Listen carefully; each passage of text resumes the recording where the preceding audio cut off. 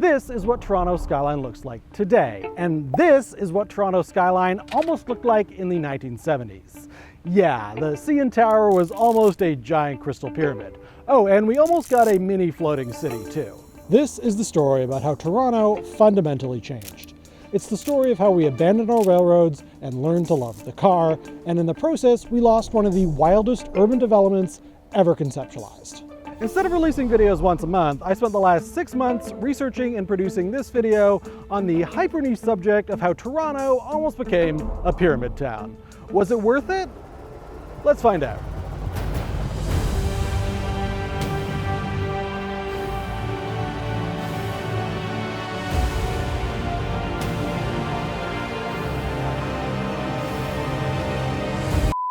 Hi, I'm Dylan. This is Not Exactly Normal, and this is Toronto's Union Station.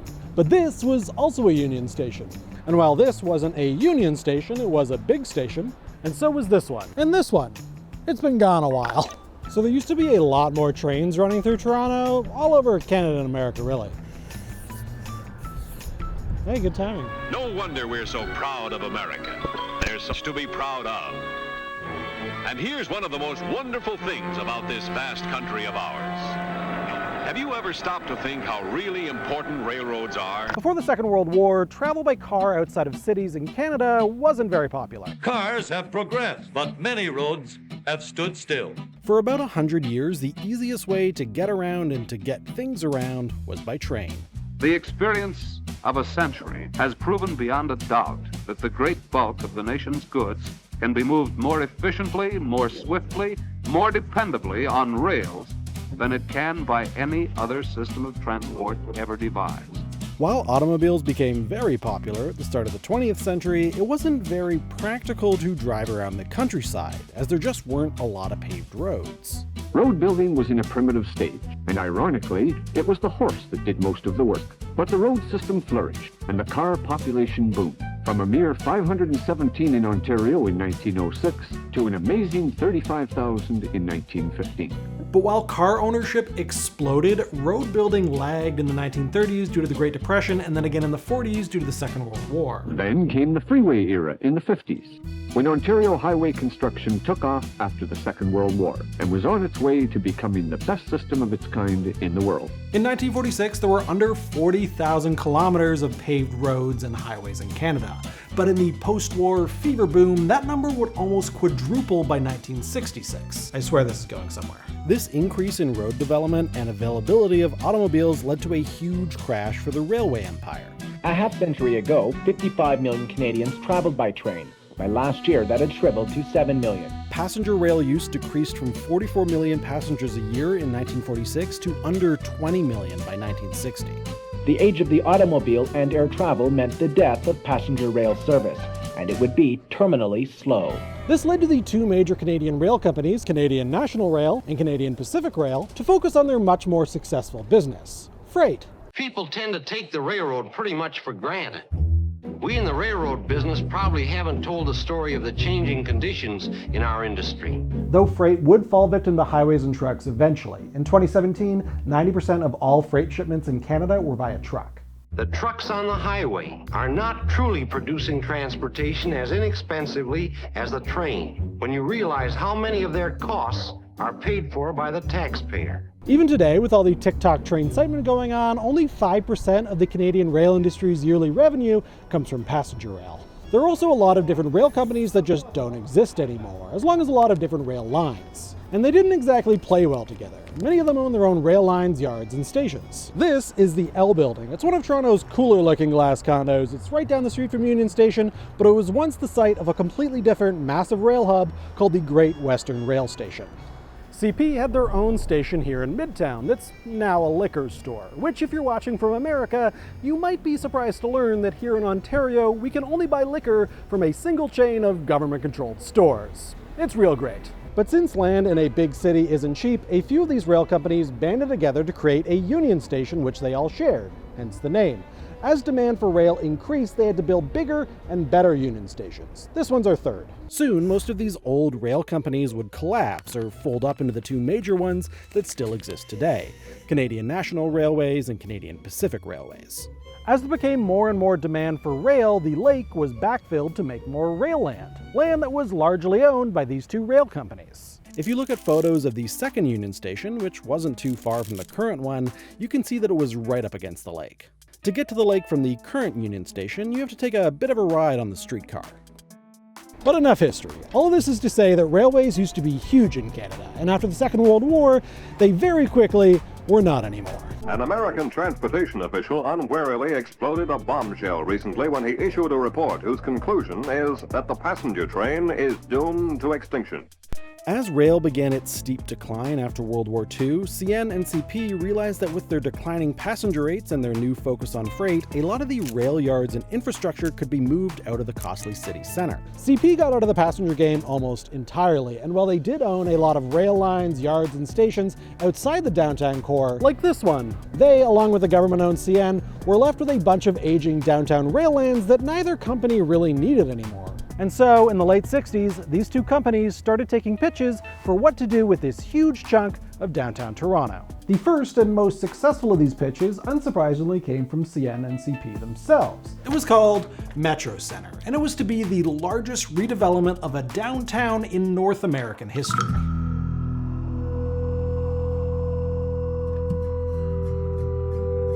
Announced in 1968, Metro Center was planned to be a massive 187-acre overhaul of the rail lands. There would be a new southward subway extension with 3 new stops, a new Union Station, new condos and office buildings that were octagonal for some reason, as well as a new CBC building and accompanying ugly-as-hell new broadcasting tower, which the citizens of Villador probably would have built safe zones on top of. It's a real deep cut for fans of the second, arguably worse, Dying Light game. Bear with me, it only gets better. But it didn't happen for a lot of reasons. Mainly is that it had terrible timing. The Yonge Line had just opened in 1954, and while Union Station, built in '30, wasn't exactly new at that point, it was new enough to not want to get rid of so quickly. Though to be fair, it was almost as old as the second Union Station was when they tore it down to build the third one. So the TTC didn't want to play ball. Not surprising, as CN and CP weren't offering to foot the bill to extend the subway. And then the CBC's budget was frozen, so their building, which was a massive part of the project, was put on hold. Then it came out that the city technically owned Union Station and they were only leasing it to the rail companies for rail use, which Metro Center was very much not. So they did a trade. CN and CP got Union Station, and the city got the land to build Roy Thompson Hall, the Metro Toronto Convention Center, and the Beltline Trail further north in Toronto. After 3 years of back and forth, Metro Center was finally approved after the longest debate in Toronto City Council history. But while it all looked like it was finally going to happen, it all came crashing to a halt. Why? Highways. Highways ruin everything. A small-town newspaper once said it's nice to be able to afford a subway, but it's nicer not to need one. But Metro has needed one, and it's needed other solutions to ever-increasing problems of traffic congestion. In all Northern American cities, the problem grows more acute. The search for solutions accelerates. The deceptively simple answer that's often given is, get people out of cars and into mass public transportation. So this is Allen Road. It's a baby highway that goes from the big highway north of the city all the way down to Eglinton, which is very much inside the city. In person and on a map, it kind of looks like a random highway dong that goes nowhere and helps no one, which is largely the case. So Toronto used to be a bunch of different municipalities, and in the 1950s, they were grouped together to form what they then called Metro Toronto. There was Forest Hill, Toronto, Leaside, North York, Mimico, Scarborough, New Toronto, Etobicoke, Long Branch. I feel like they could do that song from the Animaniacs. Toronto and Forest Hill, North York and Leaside, Mimico and Scarborough, New Toronto, Etobicoke, Long Branch, York Township, Swansea, East York, Weston Road area. That's pretty good. I tried that like 10 to 50 times. This was a first step towards amalgamation, in which the municipalities would continue to govern themselves, but a new government for all of Metro Toronto would be formed that would sit above the local ones. So you had the City of Toronto, or Old Toronto, which is basically what you think of when you hear Toronto, and then you had a bunch of smaller municipalities like North York, which are now all technically part of Toronto, but if you invited someone to Toronto for the day and then took them to Don Mills, they might be a bit surprised. I grew up here. Anyway, so you have a downtown Toronto that likes transit and walking because the density's there to support that. And then you have the newer Metro Toronto group, which includes Old Toronto, but also a lot of other more car-centric regions. It's great timing. And in order to satisfy these new members of now Metro Toronto, the upper tier Metro Council tried to jam a highway from all the way outside of the city, north of the 401, right downtown to Bloor and Spadina, requiring them to demolish a huge amount of Midtown. Probably the biggest single menace to Toronto right now is the Spadina Expressway. The minute you take an expressway into the dense part of the city, then you have very large numbers of cars coming on and going off. At those points, you get into terrible traffic jams. Also, they wanted to build a highway that would cut across Midtown, requiring them to level some of the most beautiful, albeit annoyingly wealthy neighborhoods in Toronto. Just imagine it with leaves. Every expressway that's built produces its bottlenecks. And if they're to be countered, it requires more expressways. It also requires narrowing the sidewalks and cutting down trees to widen streets, doing away with any little random parks or sitting areas. The whole city thins down. Everything's been sacrificed to the car. This plan almost happened, and they built a lot of what was then called the Spadina Expressway. This mini highway was part of a proposed plan for a ring of highways that would encircle and cut through Toronto, with the Spadina Expressway serving as the connective tissue between the outer and inner highways. But after massive protests from people who actually lived in Toronto, the province very surprisingly overruled Metro Toronto and canceled the Spadina Expressway in 1971. So back to Metro Center. It's 1973, everything's approved, they've broken ground on what would become the CN Tower, and suddenly the public got involved. The same public that just successfully fought off a highway being jammed down their throats. And they did not like the plan. I found a sandwich in one of your parks, and I want to know why it didn't have mayonnaise. What's so funny? Oh. They rightly felt like they weren't consulted, they thought it would cut the city off from the lake, they wanted to save Union Station, and they thought it was yet another mega development like the Spadina Expressway that some corporation was greasing the wheels of power to build. Sound familiar? It is the latest development in the province's controversial plans for Ontario Place. The Ford government has reportedly signed an almost century-long lease with the private company set to build a water park and spa on the public lands. With no details publicly released, opposition leaders are demanding to see the contract. And so in 1974, when a new city council was elected that wasn't so pro-development, CN-NCP quietly shelved the project before it was officially cancelled a year later.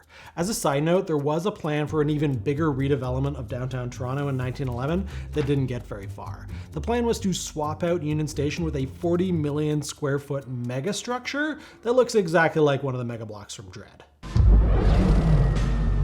Mega blocks, mega highways, Mega City 1. But certain elements of Metro Center have lived on. Can you guess what they might be?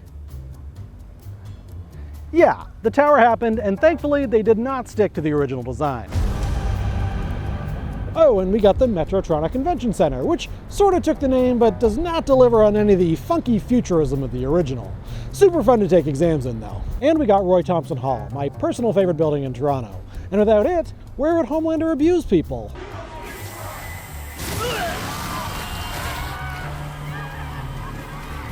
Much of the rail lands ended up being developed into the seemingly thousands of glass condos we love to hate in a neighborhood that's now called City Place. You might take away from this that Metro Center was just too ambitious for a city that's taken over 10 years to build a half above ground LRT. Seriously, what is going on here? But Metro Center was far from the most grand proposal for the rail lands. That slot is reserved for one of my all-time favorite pieces of Toronto history, the Giant Crystal Pyramid. Wow.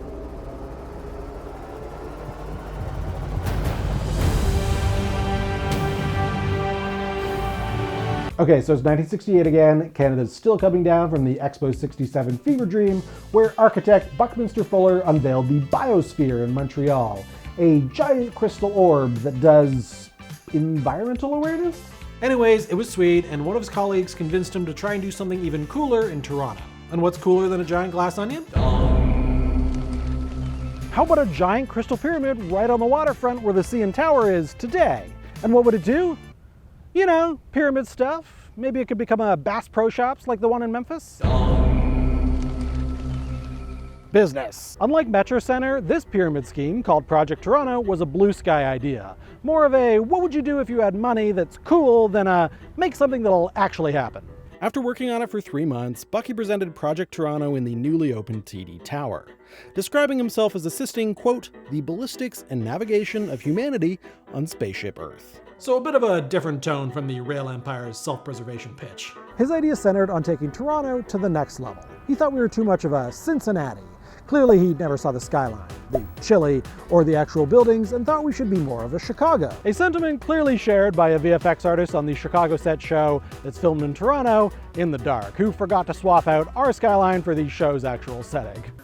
That's my favorite view in all of Chicago. I'm blind, you idiot. The big issue he was trying to correct with Project Toronto was that Toronto, to him at the time, felt like a prairie city, meaning that if you're living in Toronto, you likely have no idea that you're in a city that's on a massive lake. Which was true, there were literal acres of railways between the city and the water. Part of his plan to rectify this was to straighten University Avenue, so you could see the lake from further north in the city, like you can on Yonge. Then he would build a giant glass galleria, think Victorian Crystal Palace meets shopping mall, from King Street to the waterfront. There would be a massive tower called the Gateway Tower, which would serve as a transition from the city to the lake. Beyond this, it's unclear what the building was actually supposed to be used for. Next to all of this would be a massive 20-story crystal pyramid. I guess not so massive. It wasn't purple in real life. It would house shops, cafes, art galleries, restaurants, offices, and knowing Toronto, probably like 10 weed dispensaries. All of these plans, while very grand at the time, are a bit funny to read through because all of the proposed buildings are so much shorter than what we're building here in Toronto today. Like, this pyramid would have been shorter than the Bass Pro Pyramid in Memphis. It's a miracle they built the CN Tower as tall as it is, otherwise we'd be in a Calgary situation today.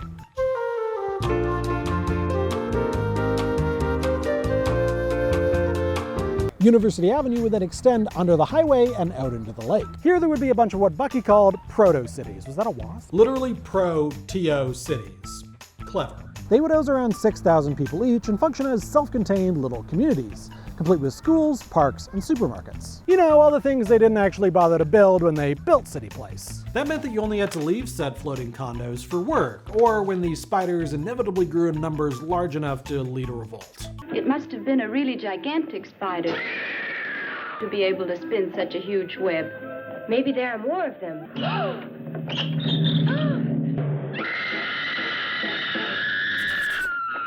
These mini floating cities could even be towed around to different locations, presumably further out into the lake for those late on the rent. Bucky saw the lake as a way to develop living spaces for people. Instead of building so far outside of the city, like in the Greenbelt, why not build right downtown, right on the water? I mean, it's a bad idea, but it's kind of a good idea. It's one of those classic good idea, bad idea situations. An idea that's currently being banned in cottage country for some reason. Unlike Metro Center, Project Toronto never got far at all. It was seen as a cool and futuristic idea, and since Bucky was so popular and in demand at the time, no one wanted to say no to him. But they also never said yes. And after having met with all levels of government, Project Toronto was quietly shelved in favor of Metro Center, which was happening around the same time. After the cancellation of the Spadina Expressway left a slice of land up for grabs further north in the city, Bucky was tapped to move his Proto Cities inland, but this also didn't materialize. The larger goal for Project Toronto was to turn Toronto into a grander metropolis, and to do this, Bucky thought we needed another university. He saw Toronto as the victim of brain drain, and thought that a state-of-the-art research university located right on the waterfront where the X currently is would solve this. While we didn't get the pyramid, and it took 44 years, and it's not a university, Toronto did finally get a waterfront college campus in 2012 when George Brown opened their Harbourfront location. But this wasn't the end for floating cities in Toronto. Oh no, there was a project that got a lot further along. It was called Harbour City, and I'm going to spoil it for you right now. It didn't happen because of highways. It's always highways that ruin everything. Okay, so it's 1970 again, Metro Center is still happening, the Spadina Expressway is still a thing, the rail lands are still up for grabs, and the government is working on a secret plan to turn Toronto into a canal town. This was a real plan that got real far, and it makes me real sad that it doesn't exist. The purpose of Harbour City was largely twofold. One, like Bucky, they saw it as an opportunity to develop Toronto to the south, into places where only boat people lived before. And 2, our downtown airport, Billy Bishop, can only handle fairly small planes, and it would be nice if you could fly bigger planes and not have to drive to Mississauga. The plan was to move Billy Bishop Airport over to the Leslie Spit on the other side of the bay, then add a bit more landfill to where the airport used to be, and then build entire communities right on the water. These floating communities, like Buc-ee's, would be self-contained, mixed-use, and modular, allowing for different spaces to be used for different purposes as needs arose. And if we're being honest, they'd probably all end up as Starbucks or weed dispensaries. They were designed by the same guy who designed the now sadly soon-to-be former Ontario Place.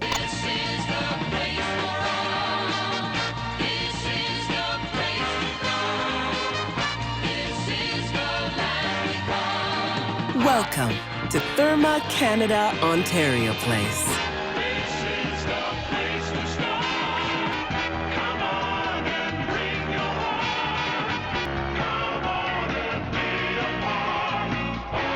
Therma Canada Ontario Place. This is going to be fantastic for the City of Toronto and the people of Ontario. Thank you. As well as the McMaster Medical Center in Hamilton. I'm sure you can spot the funky resemblances. It's the same photo.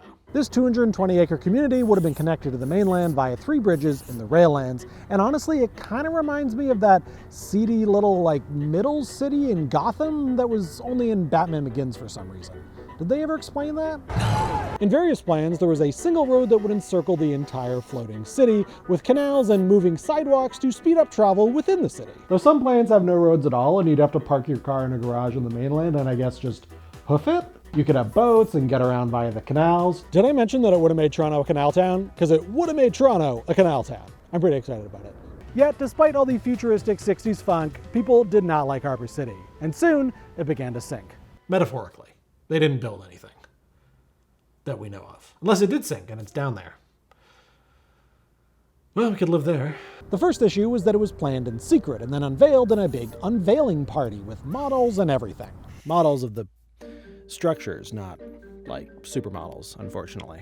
People thought that once again it was a big corporation announcing that they were installing a mega development without asking the public what they thought about it, which wasn't entirely true and more of a misstep with how they announced it. In typical Toronto fashion, the second nail in the coffin came from the NIMBYs. If you moved the airport to make a bigger airport on the Spit, people in the beaches wouldn't go for it. Then you're taking valuable and beautiful land that could be turned into parks to be enjoyed by everybody and turning it into housing for the lucky and wealthy few. And the third nail in the coffin was highways. It's always highways. But of all the arteries of New York, perhaps the automobile routes have created the most problems. By 1970, opponents to the plan had launched a campaign with the lovely slogan, Sink Harbour City. It's pretty good. Around this time was when the whole Spadina Expressway debacle was going down, and people thought that this new massive community of people living right on the water would need a highway to get around. So they thought that the Spadina Expressway would be back on the table, even though it wasn't. And so in 1972, the provincial government, which was already under fire for having canceled the Spadina Expressway, quietly shelved the second coolest project in Toronto history by announcing that the downtown Billy Bishop Airport would stay where it was, and they would build a new airport in Pickering to handle larger planes. And as of 2023, we're still waiting for that airport. On the bright side, the planned location for moving Billy Bishop Airport was eventually turned into one of the most beautiful and wild urban parks that I've ever been to.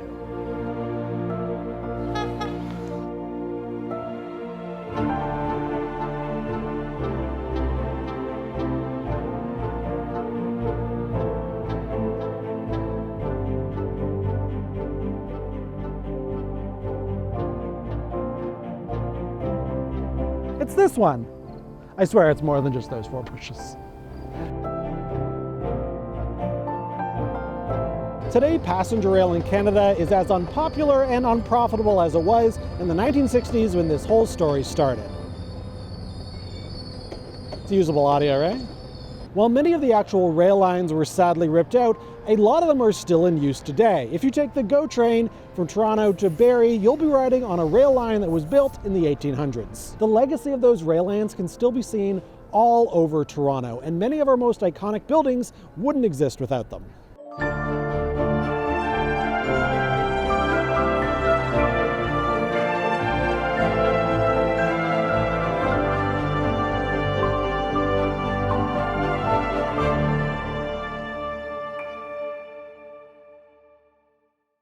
I hope you've enjoyed learning a bit more about the city where I've lived my entire life. Do you want me to talk about other cool things about Toronto's history? Let me know in the comments, and be sure to subscribe for new episodes once a month-ish. Thanks for watching. Oh, and the CBC's building ended up being a lot shorter than it was planned to be. Look how cute it is!